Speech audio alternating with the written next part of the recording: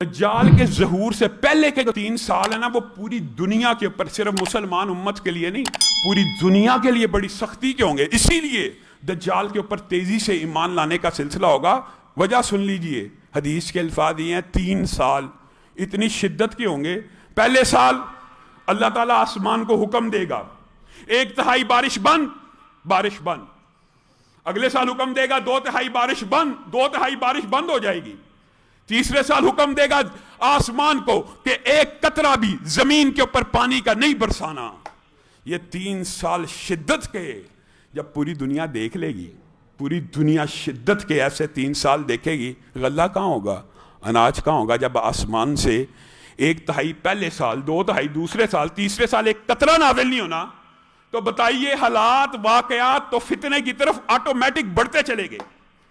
البتہ جب کبھی موقع آیا امام مہدی کی، ان ایام میں کیا تیاریاں ہوں گی اور وہ مسلمانوں کے لیے کیا کچھ کر رہے ہوں گے، اس حوالے سے مفصل بات کریں گے۔ مختصر یہ کہ ان کے آنے سے قبل ایک نشانی یہ امام مہدی کے بعد یہ 3 سال شدت کے، اور پھر بعض محدثین نے اس بات کے اوپر اتفاق کو نقل کیا ہے کہ دجال سے پہلے ایک اتنا عظیم الشان واقعہ ہوگا جو بہت بڑی نشانی ہوگا۔ کیا؟ دریائے فرات کے اندر سونے کا ایک پہاڑ نمودار ہو جائے گا۔ میرے بھائیو، یہاں بھی منکرین حدیث نے کمال ہی کر دی ہے۔ منکرین حدیث نے جیسے دجال کو سسٹم کا، امریکہ، اسرائیل، اس طرح کے نام دیے، حدیث کی وحی کی ہر قسم کا انکار کرتے چلے آئے۔ جب یہ حدیث پڑھی کہ فرات میں اس سے سونے کا پہاڑ نکل آئے گا، کہا یہ جو ہے نا تیل، پٹرول، یہ بھی گولڈ ہے، اس کے اوپر جنگیں ہوں گی۔ حدیث کے الفاظ یہ ہیں کہ فرات کے اندر سے سونے کا اتنا عظیم الشان پہاڑ نمودار ہوگا کہ پوری دنیا کی اقوام چاہیے تو یہ تھا کہ فرات جہاں سے ظاہر ہوا، جو اس وقت اس ملک کے اندر آتا ہے اس کو دے دیا جائے۔ پوری دنیا کی اقوام یہ دعویٰ کریں گی اس پہاڑ کے اوپر ہمارا حق ہے۔ لالچ، کیسی لالچ ہوگی؟ اقتصادیات کی لالچ نے ایمان کی، اسلام کی روح نکال کے رکھ دی ہے۔ کیا ہے یہ اقتصادیات؟ کیا ہے یہ معاشیات؟ اللہ کی قسم، آپ صحیح مسلم کے اندر، بخاری شریف کے اندر صرف فتنہ دجال کا ابواب پڑھ لیں، آپ حیران و ششدر رہ جائیں گے۔ آپ کہیں گے ہم کس معیشت کے پیچھے بھاگ رہے ہیں؟ یہ کون سی معیشت ہے؟ حدیث کے الفاظ ہیں سونے کا وہ پہاڑ جب نمودار ہوگا، ہر قوم کہے گی یہ میرا حق ہے، اور ہر قوم صرف کلیم نہیں کرے گی بلکہ اس کو حاصل کرنے کے لیے ٹوٹ پڑے گی، جنگیں ہوں گی، لڑائیاں ہوں گی۔ حدیث میں آتا ہے اتنے غافل ہیں، اتنے بدبخت ہیں، اس ایک پہاڑ کے لیے، سونے کے لیے ایسے لڑیں گے۔ اللہ کا پیدا کردہ ہے جو رہ بھی دنیا میں جانا ہے۔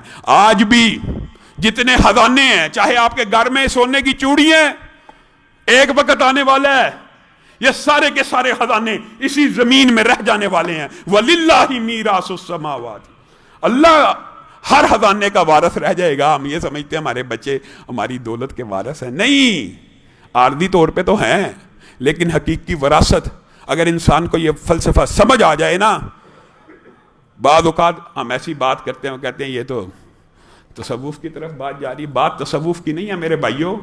اگر حدیث رسول کے اوپر اعتقاد ہو نا، ایمان ہو، رسول اللہ صلی اللہ علیہ وسلم نے بعض حدیثیں ایسی نہیں بیان کی جن کے اندر ماضی کا صیغہ استعمال کیا ہے نا، جس نے مؤذن کی اذان کا جواب دیا، مختلف حدیثیں ہیں جس نے یہ پڑھا، وہ کیا ہو گیا؟ دخل الجنہ۔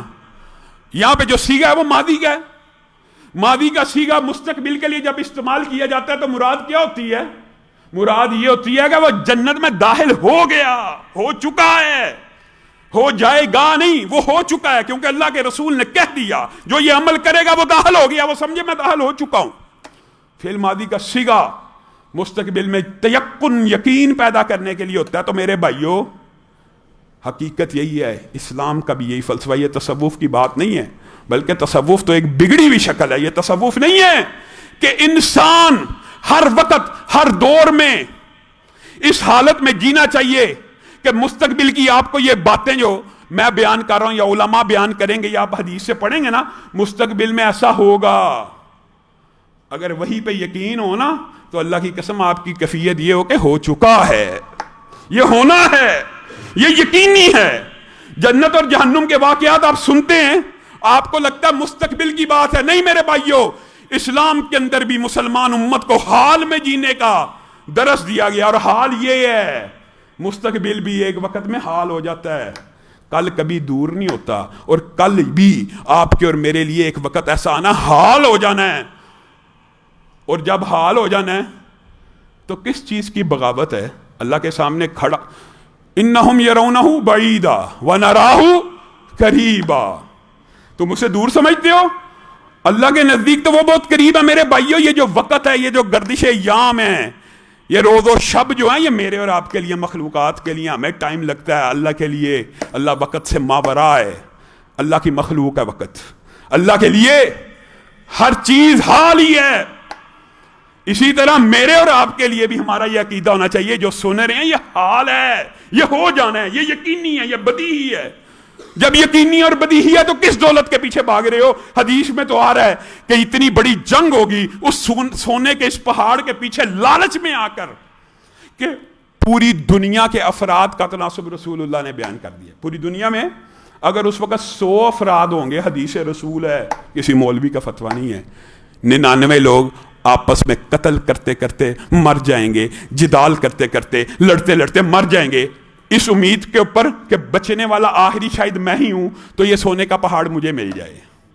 اور حدیث کے جو، اگر آپ فتنے کی یہ حدیثیں پڑھیں نا تو اللہ کی قسم انسان حیرت زدہ رہ جاتا ہے۔ رسول اللہ صلی اللہ علیہ وسلم نے فرمایا، یہ تو بعد کے ایام کی باتیں ہیں، لیکن میں آپ کو صرف موضوع کی مطابقت سے یہاں بیان کر رہا ہوں، ایک وقت ایسا آنے والا ہے، یہ جو گھوڑے ہیں نا، یہ جو بھینسیں ہیں، یہ جو ہیرے جواہرات ہیں، ایک وقت امت کے اوپر ایسا بھی آنے والا ہے، ان کی قدر و قیمت مسلمان امت کی نظر میں حضرت امام مہدی کے بعد، حضرت عیسیٰ کے آ جانے کے بعد، دنیا کو امن سے بھر دینے کے بعد اتنی حقیر رہ جائے گی، اتنی حقیر رہ جائے گی کہ چند دینار کا بھی لوگ گھوڑا نہیں خریدیں گے، کیونکہ آخرت کی فکر لاحق ہو جائے گی۔